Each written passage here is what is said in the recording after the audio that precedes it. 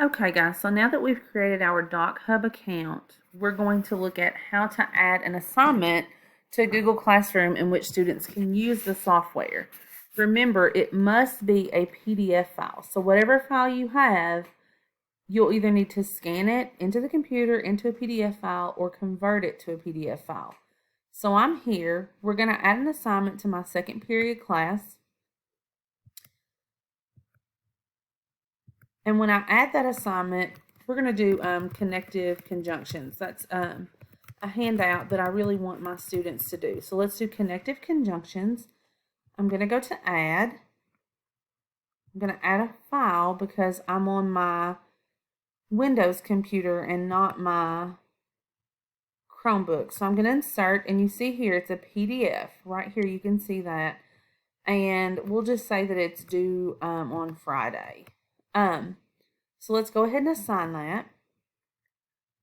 So what happens then is when the students get this assignment, they're going to click on the assignment, and naturally we may need to share these videos with them as well. When they click on the assignment up here, it's going to say open with. So we have some options. Okay, we want to open this with DocHub. So once we open it with DocHub, and this should take the students to their DocHub, what it's going to do is allow them to type. So we go up here. This is our pointer.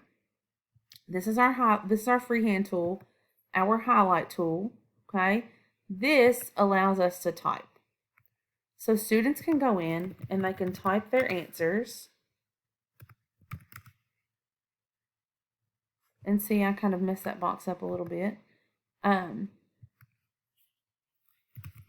And then see how right here I got my box a little too far up. I can just drag that right down to the line for our people that are type A and need it to be right on the line.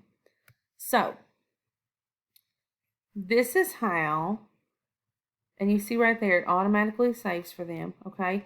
This is how we create an assignment using DocHub so that the students can just type on our document, okay?